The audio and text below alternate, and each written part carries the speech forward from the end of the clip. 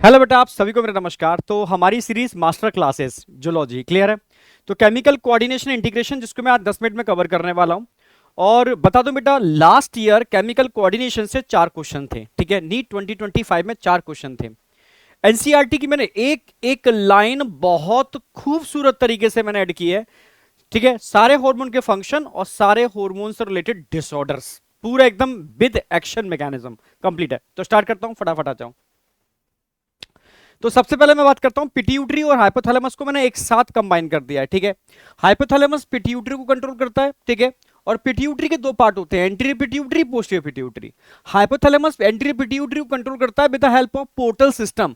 और portal system के through hypothalamus different type के रिलीजिंग है हार्मोन रिलीज करता है। और ये रिलीजिंग हार्मोन यहां से आते हुए एंटीरियर पिट्यूटरी से कुछ हार्मोन के बनने को इंड्यूस करते हैं, यानी एंटीरियर पिट्यूटरी में हार्मोन बनते हैं। और पोस्टीरियर पिट्यूटरी के हार्मोन एक्चुअल में हाइपोथैलेमस में बनते हैं न्यूक्लियाई के अंदर, क्योंकि पोस्टीरियर पिट्यूटरी हाइपोथैलेमस का ही पार्ट है, क्योंकि न्यूरॉन के साइटोन ऊपर है, एक्सोन नीचे है। ये है पोस्टीरियर पिट्यूटरी। तो एक एक करके समझते हैं। एंटीरियर पिट्यूटरी को पार्ट्स डिस्टलिस और पार्ट्स इंटरमीडिया में हमने डिवाइड किया है। इंटरमीडिया एंटीरियर पिट्यूटरी का पार्ट है जिससे एक ही हार्मोन निकलता है, मेलानोसाइट स्टिमुलेटिंग हार्मोन। देखिए, पार्ट्स डिस्टलिस से सारे हार्मोन निकलते हैं, और इन सारे हार्मोन को बनाता कौन है, ठीक है। पिट्यूटरी बनवाता कौन है, हाइपोथैलेमस। यानी हाइपोथैलेमस से निकलेगा पीआरएच, ठीक है। यहां से स्टार्ट करते हैं। हाइपोथैलेमस से निकलेगा सोमैटोक्राइनिन, ठीक है। तो सोमैटोट्रोफिन के बनने को इंड्यूस करेगा, यानी ग्रोथ हार्मोन। यहां से निकलेगा टीआरएच, यानी टीएसएच, ठीक है, स्टिमुलेट रिलीजिंग हार्मोन। तो यहां से टीएसएच का फॉर्मेशन होगा। यहां सीआरएच निकलेगा, यानी कॉर्टिकोट्रोफिक रिलीजिंग हार्मोन। तो यहां पर कॉर्टिकोट्रोफ निकलेंगे, यानी एडिनो कॉर्टिकोट्रोफिक हार्मोन। यहां से जीएनआरएच निकलेगा, तो यहां से गोनाडोट्रोफिन निकलेंगे, ठीक है भाई। यही तो बनाएगा गोनाडोट्रोफिन के बनने को स्टिमुलेट करेगा। यहां पर निकलेगा पीआरएच, यानी प्रोलैक्टिन रिलीजिंग हार्मोन। तब यहां से प्रोलैक्टिन हार्मोन निकलेगा, ठीक है। ये आपको पता होना चाहिए कि भाई ग्रोथ हार्मोन क्या काम करता भाई, सोमैटोट्रोफिक हार्मोन, ठीक है। ये ग्रोथ हार्मोन, ये ग्रोथ हार्मोन है जो बॉडी के डिफरेंट पार्ट की ग्रोथ को इंड्यूस करते हैं। क्लियर है बिल्कुल। साथ में ध्यान रखना है आपको, thyroid stimulating hormone T3 T4 thyroxine को रिलीज करवाते हैं। एडिनोकॉर्टिकोट्रोफिक हार्मोन कॉर्टिसोल को रिलीज कराते हैं। और गोनाडोट्रोफिन LH और FSH, ये गोनाडोट्रोफिन मेल में और फीमेल में दोनों में निकलते हैं। मेल के अंदर गोनाडोट्रोफिन, मैं LH की बात करूं तो एंड्रोजन के फॉर्मेशन को इंड्यूस करता है, साथ में स्पर्मेटोजेनेसिस, ठीक है। अगर फीमेल में बात करता हूं, एलएच क्या काम करता है, ओव्यूलेशन कराता है, कॉर्पस ल्यूटियम बनाता है, corpus luteum act as endocrine gland, तो ये प्रोजेस्टेरोन रिलीज करेगा। एफएसएच मेल में बात करें तो स्पर्म मैच्योरेशन फैक्टर रिलीज करता है, ठीक है, सर्टोली सेल को इंड्यूस करके। फीमेल में बात करें, डेवलपमेंट ऑफ फॉलिकल, जब फॉलिकल का डेवलपमेंट होता है तो एस्ट्रोजन निकलता है, यानी एस्ट्रोजन के बनने को भी यही इंड्यूस करता है। और estrogen is the female sex hormone. Clear है, androgen male sex hormone. Last में पीआरएच पीआरएल की बात करता हूं तो प्रोलैक्टिन हार्मोन की बात करता हूं तो लैक्टोजेनिक हार्मोन है। ये मेमोरी ग्लैंड में मिल्क का फॉर्मेशन यानी लैक्टेशन कराता है, साथ में मेमोरी ग्लैंड के डेवलपमेंट को भी इंड्यूस करता है। तो इट इज ऑल्सो, ठीक है, मेमोट्रोपिक हार्मोन के डेवलपमेंट ऑफ मेमोरी ग्लैंड के लिए भी रिस्पॉन्सिबल है, ठीक है। ये कंप्लीट हो गया होगा, यहां तक कोई डाउट नहीं होना चाहिए। अब अगर हम बात करते हैं पोस्टीरियर पिट्यूटरी, तो पोस्टीरियर पिट्यूटरी में 2 न्यूरॉन के गुच्छे होते हैं, एक सुप्राऑप्टिक एक पैरावेंट्रिकुलर। क्योंकि पोस्टीरियर पिट्यूटरी में या हाइपोथैलेमस में भी आप कह सकते हो, हाइपोथैलेमस में एक्चुअल में है क्या, इसमें सिक्रेटरी न्यूरॉन्स होते हैं और कुछ भी नहीं, जिनको न्यूक्लियाई बोलते हैं। सुप्राऑप्टिक न्यूक्लियाई से बनता है आपका, ठीक है, वैसोप्रेसिन, जो वेसल्स को कॉन्ट्रैक्ट करा करके बीपी को बढ़ाता है, ठीक है। इसको हम एडीएच भी कहते हैं, क्योंकि एंटी डायूरेटिक हार्मोन, ये डीसीटी और कलेक्टिंग डक्ट से वाटर के एब्जॉर्प्शन को बढ़ाता है। और पार्ट्स सॉरी हाँ, पैरावेंट्रिकुलर न्यूक्लियस से निकलता है आपका ऑक्सीटोसिन। ऑक्सीटोसिन स्मूथ मसल्स में कॉन्ट्रैक्शन कराता है, चाहे वो मेमोरी ग्लैंड की स्मूथ मसल्स हो या यूट्रस की स्मूथ मसल्स हो, ठीक है। इसलिए आप कह सकते हो उसको लैक्टोजेनिक हार्मोन भी कह सकते हो, ठीक है। लैक्टोजेनिक तो नहीं बोलेंगे, इसको बोलेंगे मिल्क को इजेक्ट करने वाला, मिल्क इजेक्शन हार्मोन, है ना। क्या बोलेंगे इसको, मिल्क इजेक्शन हार्मोन, लिख देता हूं मैं, milk ejection hormone, milk ejection. क्योंकि मिल्क का इजेक्शन यही कराएगा, तो मिल्क इजेक्शन हार्मोन बोलेंगे। और क्या कराएगा, contraction in memory gland and contraction in uterus, uterus में कॉन्ट्रैक्शन करा के बर्थ कराता है, और यहां पे मिल्क का इजेक्शन कराता है। तो मिल्क इजेक्शन हार्मोन या बर्थ हार्मोन कहते हैं। दोनों ही हार्मोन ध्यान रखना है यहां नहीं बनते, ये हाइपोथैलेमस में बनते हैं, ठीक है। ये क्वेश्चन आता है। ये पूरी पिट्यूटरी और हाइपोथैलेमस एनसीईआरटी का कवर्ड है। अब सबसे ज्यादा क्वेश्चंस बनते हैं डिसऑर्डर से, ठीक है। हाइपो की वजह से भी दिक्कत है, हाइपर हाइपो की वजह से एक डायबिटीज इंसिपिडस होती है। अगर एडीएच का सीक्रेशन कम हो जाए, कौन सा hormone, ADH, anti diuretic hormone, ठीक है। तो यूरिन डाइल्यूट हो जाएगी, बिल्कुल डायबिटीज जैसा सिम्टम है, इसलिए इसको बोलते हैं डायबिटीज इंसिपिडस, ठीक है। पहला डिसऑर्डर ध्यान रखना है, डायबिटीज इंसिपिडस। दूसरा है पिट्यूटरी डॉर्फिज्म। यदि हाँ, पिट्यूटरी डॉर्फिज्म, अगर ग्रोथ हार्मोन का सीक्रेशन कम हो जाए अर्ली स्टेज में, तो बोने बन जाते हैं, मिडगिट कहते हैं इनको, हाँ मिडगिट, सर्कस के बोने। तो मेंटली सेक्सुअली नॉर्मल होते हैं बट फिजिकली डॉफ होते हैं, मिडगिट, पिट्यूटरी डॉर्फिज्म। हाइपर की वजह से एक्रोमेगेली हो जाता है, ठीक है, hyper secretion in late stage, यानी आप बड़े हो गए हो तब हाइपर सिक्रेशन हो रहा है, तो एक्रोमेगेली होने की प्रोबेबिलिटी बढ़ जाती है। हाँ, अगर प्रॉपर ट्रीट नहीं कराया गया या अर्ली स्टेज में आइडेंटिफाई नहीं हो पाया तो सीवियर केस में डेथ तक हो सकती है, ठीक है। Premature death if unchecked, clear है, ये ध्यान रखना है। Gigantism, gent size, early stage में अगर हाइपर सिक्रेशन होगा ग्रोथ हार्मोन का तो क्या हो जाएगा, ठीक है, जेंट साइज हो जाएगा, ठीक है। तो hyper secretion in early stage of growth hormone, ये सब बात किसके लिए, ग्रोथ हार्मोन की चल रही है। Hyper secretion in late stage of growth hormone, growth hormone की बात चल रही है, ठीक है। और पिट्यूटरी डॉर्फिज्म, ठीक है, ये भी ध्यान रखना है। हाइपोसिक्रेशन ऑफ ग्रोथ हार्मोन किसकी वजह से हो रहा है, hyposecretion of growth hormone, hyposecretion of growth hormone. अगर ग्रोथ हार्मोन कम सीक्रेट होते हैं तो मिडगिट होता है, क्लियर है। तो ये 4 डिसऑर्डर आपको ध्यान रखने हैं, ठीक है, पूरा एनसीईआरटी कवर करते हैं। आगे बढ़ते हैं। अब थायराइड, भाई थायराइड के अंदर पैराथायराइड भी होती है, तो पूरी थायराइड को मैंने यहां एक सिंगल स्लाइड में कवर किया हुआ है, ध्यान से समझना, पूरी थायराइड है। भाई थायराइड से तो दो, मतलब थायराइड से 2 हार्मोन निकलते हैं, एक तो पैराफॉलिकुलर सेल्स होते हैं और एक फॉलिकुलर सेल्स होते हैं। तो पैराफॉलिकुलर सेल्स तो टीसीटी रिलीज करते हैं, थायरोकैल्सिटोनिन, जो हाइपोकैल्सिमिक हार्मोन है, यानी कैल्शियम के लेवल को बॉडी में कम करता है। अब कम कैसे करेगा, ठीक है, कम कैसे करेगा, एक ही तो तरीका है, जो एक्स्ट्रा कैल्शियम होगा उसको बोन के मैट्रिक्स से जोड़ देगा, फिर भी ज्यादा है तो किडनी से बाहर का रास्ता दिखा देगा। हाँ, अगर मैं फॉलिकुलर सेल्स की बात करता हूं, ठीक है, इसमें थायरोग्लोबुलिन की फॉर्म में थायरोक्सिन स्टोर होता है, ठीक है, पर मेन थायरोक्सिन है क्या, थायरोक्सिन ध्यान रखना है iodinated form of tyrosine amino acid, ये मत भूल जाना, iodinated form of tyrosine amino acid. ये क्वेश्चन एआईपीएमटी में कई बार पूछा गया है। तो कितने टाइप के थायरोक्सिन हो सकते हैं, 2 टाइप के, ट्राई आइडोथायरोनिन और टेट्रा आइडोथायरोनिन, एक T3 एक T4। क्वेश्चन आएगा थायरोक्सिन किसको बोलते हैं, एनसीईआरटी बोलती है टेट्रा आइडोथायरोनिन को हम थायरोक्सिन बोलते हैं, क्लियर है।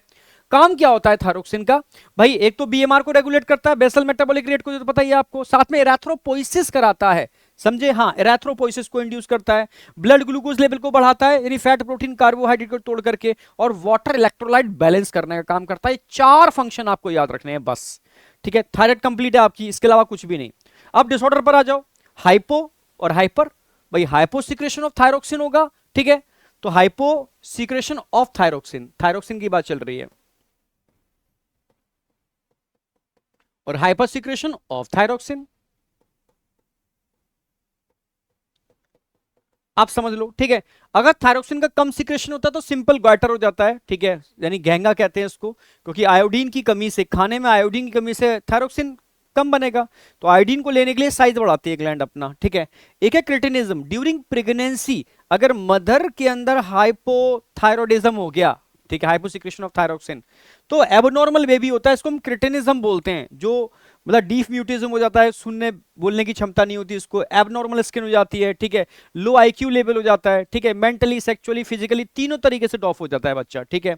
एक होता है इरेगुलर मेंस्ट्रुअल साइकिल, अगर एडल्ट फीमेल में, अगर एडल्ट फीमेल के अंदर, ठीक है, हाँ, एडल्ट फीमेल लिख देता हूं, एडल्ट फीमेल,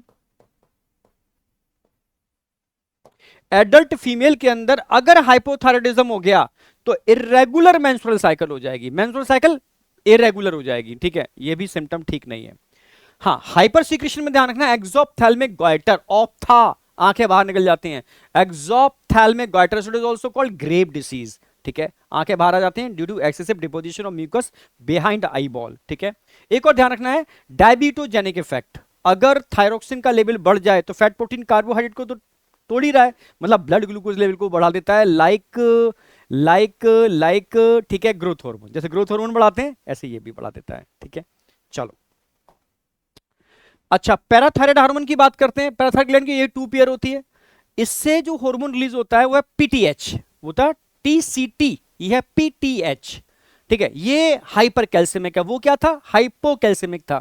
दोनों मिलकर के ब्लड कैल्शियम लेवल को मेंटेन करते हैं। ठीक है भाई, कैसे कैल्शियम के लेवल को बढ़ाएगा, पहला तो ऑस्टियोक्लास्ट जो मैक्रोफेज होते हैं उनको सिग्नल भेजेगा कि भाई बोन को तोड़ो, ब्लड कैल्शियम बढ़ गया बोन को टूटने से। दूसरा सिग्नल किडनी के जेजी सेल के पास भेजेगा कि भाई कैल्सीट्रायोल को निकालो, गट से कैल्शियम का एब्जॉर्प्शन बढ़ाओ, लो बढ़ गया कैल्शियम का एब्जॉर्प्शन। क्लियर बिल्कुल, हाँ, तो यहां तक कोई डाउट नहीं होना चाहिए। अब बताती है डिसऑर्डर। मैंने बताया अगर पीटीएस का सिक्रेशन हाइपो हो जाए तो भी समस्या, हाइपर हो जाए तो भी समस्या। हाइपो होने पर ब्लड कैल्शियम लेवल कम हो जाएगा, और ब्लड कैल्शियम लेवल कम होने पर आप जानते हो टिटैनी हो जाता है, पैराथायराइड टिटैनी।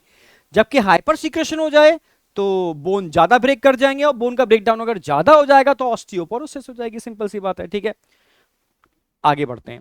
अब बात करते हैं पीनियल ग्लैंड। तो पीनियल ग्लैंड तो आप जानते हो, ठीक है, आई से कनेक्टेड होती है, एपिथैलेमस के ऊपर होती है, और लाइट के लिए सेंसिटिव होती है। अगर लाइट बढ़ेगी तो पीनियल ग्लैंड से निकलने वाला मेलेटोनिन हार्मोन कम हो जाएगा, और लाइट कम होगी तो हार्मोन बढ़ेगा। यानी रात में मेलेटोनिन का सिक्रेशन बढ़ता है और दिन में कम होता है।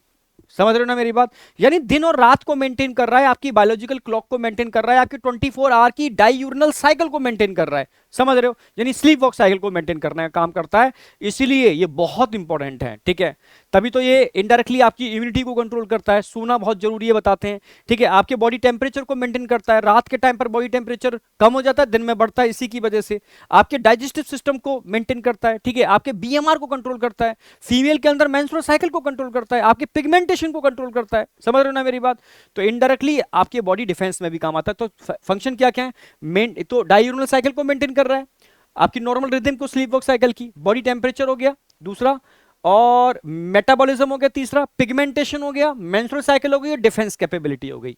ठीक है, ये 5 फंक्शन आपको ध्यान रखने हैं बस। ठीक है, आगे बढ़ते हैं। थाइमस, थाइमस में तो इतना ध्यान रखो, थाइमोसिन नाम का हार्मोन निकलता है। ठीक है, और जितना बच्चा छोटा होगा उसका थाइमस धीरे धीरे बड़ा होता है।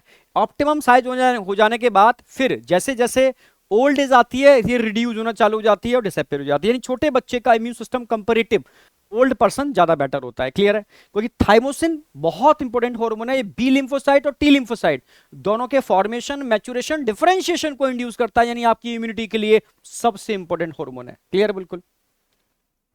अब आ जाओ पेनक्रियास। पेनक्रियास की बात करता हूं तो पेनक्रियास का जो एंडोक्राइन पार्ट है उसमें 3 टाइप के सेल्स होते हैं, अल्फा, बीटा और डेल्टा। एनसीईआरटी ने अल्फा बीटा की बात की है। ठीक है, तो अल्फा सेल ग्लूकागोन रिलीज करता है, ग्लूकागोन का एक ही काम होता है, ब्लड ग्लूकोज लेवल बढ़ाना, ब्लड ग्लूकोज लेवल बढ़ाना। क्लियर है, तो कैसे बढ़ाएगा भाई, ग्लूकोनियोजेनेसिस कर देगा, यानी break down of fat and protein, इसको तोड़ के ग्लूकोज बढ़ाएगा, या ग्लाइकोजिनोलाइसिस, ग्लाइकोजन को तोड़ के ग्लूकोज बढ़ाएगा, या सेलुलर अपटेक ऑफ ग्लूकोज को रोक देगा कि भाई सेल के अंदर ग्लूकोज एंटर ना करे, ब्लड में मुझे ग्लूकोज ज्यादा चाहिए। ये 3 तरीके हैं जिससे ब्लड ग्लूकोज लेवल बढ़ता है। ठीक है, अब इसका कॉन्ट्रा अपोजिट, ठीक है, एंटागोनिस्टिक हार्मोन कौन है भाई, बीटा सेल से निकलने वाला इंसुलिन। ये हाइपोग्लाइसेमिक हार्मोन है, ब्लड ग्लूकोज लेवल को कम करेगा। कम कैसे करेगा भाई, ब्लड ग्लूकोज लेवल को कम करने का एक तरीका सेलुलर अपटेक को बढ़ा लेना, सेलुलर अपटेक को बढ़ा लेना, सेलुलर अपटेक बढ़ा देगा, सिंपल सी बात है। क्लियर है बिल्कुल, ये दोनों को ही कंट्रोल करता नहीं, इनहिबिट करता है, बढ़ने नहीं देता। ठीक है, डिसऑर्डर से रिलेटेड क्या क्या हो सकते हैं, एक डिसऑर्डर सबसे खतरनाक है डायबिटीज मेलाइटस। ठीक है,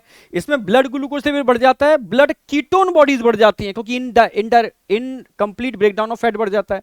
जब सेल के पास ग्लूकोज नहीं पहुंचेगा तो सेल फैट को तोड़ेगी, जिससे कीटोन बॉडीज बढ़ जाती हैं, और यूरीमिया हो जाता है। यस यस, यानी ठीक है, यूरीमिया नहीं बोलेंगे, ग्लूकोज यूरिया बोलोगे, glucose urea, increase glucose urea, increase glucose urea, यानी आपके यूरिन में ग्लूकोज दिखना चालू हो जाता है, मतलब आपका ब्लड ग्लूकोज लेवल बहुत बढ़ चुका है। It is a hyposecretion of insulin, due to hyposecretion of insulin. तो ये ध्यान रखने, सारे डिसऑर्डर कवर है मेरे। ठीक है, आपके इस 10 मिनट के लिए एग्जैक्ट 4 से 5 घंटे लगते हैं खड़े होकर के इस पीपीटी को बनाने में। ठीक है, एनसीईआरटी को निचोड़ के डालने में। तो इस सेशन को जितना अप्रिशिएट कर सकते हो करना बेटा। ठीक है, नेक्स्ट। अब आ जाओ एड्रिनल ग्लैंड। अगर मैं एड्रिनल ग्लैंड की बात करता हूं, 2 पार्ट होते हैं, कॉर्टेक्स और मेडुला। तो मेडुला अंदर का पार्ट होता है, कॉर्टेक्स बाहर का पार्ट होता है। पहले मेडुला की बात कर लें भाई। मेडुला जो अंदर का पार्ट है ये कैटाकोलामाइन रिलीज करता है, यानी इमरजेंसी हार्मोन रिलीज करता है, डबल एफ हार्मोन भी कहते हैं। ठीक है, और ध्यान रखना इसके जितने भी हार्मोन होते हैं सारे के सारे प्रोटीन नेचर के होते हैं। प्रोटीन नेचर के होते हैं, अमाइनो एसिड डेरिवेटिव हैं, इनको हम कैटाकोलामाइंस बोलते हैं। एड्रेनलिन और नॉर एड्रेनलिन, कुछ भी याद करने की जरूरत नहीं है, ठीक है। आपसे पूछा जाए एड्रेनलिन नॉर एड्रेनलिन के फंक्शन क्या है, अपने पीछे शेर को दौड़ा देना। शेर को दौड़ने पर जो आपके अंदर चेंज होगा, जो चेंज होगा वो एड्रेनलिन नॉर एड्रेनलिन कर रहे हैं। मतलब भाई आपकी अलर्टनेस बढ़ जाएगी, पीपुलरी डायलेशन बढ़ जाएगा, आंखें फट जाएंगी, पाइलोरक्शन हो जाएगा, यानी शरीर के जितने भी रोम रोम होते हैं वो खड़े हो जाएंगे, ठीक है। और साथ में स्वेटिंग बढ़ जाएगी, यानी सिंपल सी बात है, शेर दौड़ेगा स्वेटिंग बढ़ेगी, heart beat, rate of respiration बढ़ जाएगा, ब्रेक डाउन ऑफ ग्लाइकोजन बढ़ जाएगा, यानी ब्लड ग्लूकोज लेवल बढ़ जाएगा, क्योंकि दौड़ने के लिए ग्लूकोज की रिक्वायरमेंट होगी। साथ में लिपिड और प्रोटीन का ब्रेक डाउन भी बढ़ जाएगा, तो रटने की जरूरत नहीं है। जबकि जो कॉर्टेक्स वाला पार्ट होता है ना, इसके जितने भी हार्मोन होते हैं स्टीरॉयड नेचर के होते हैं। किस नेचर के होते हैं? स्टीरॉयड नेचर के होते हैं, ध्यान रखना, ठीक है। अगर मैं इन हार्मोन की बात करता हूं, ठीक है, तो इसके भी 3 लेयर होंगी। सबसे आउटर लेयर जोना ग्लोमेरुलोसा, मतलब किडनी से रिलेटेड है। फिर अंदर वाली लेयर कौन सी होगी? जोना फेसिकुलेटा, ठीक है। और सबसे अंदर वाली जोना रेटिकुलरिस, ठीक है। तो 3 लेयर है, सबसे वाइडेस्ट लेयर मिडिल लेयर होती है। तो मैं तीनों के कॉमन फंक्शन तरीके से बता रहा हूं।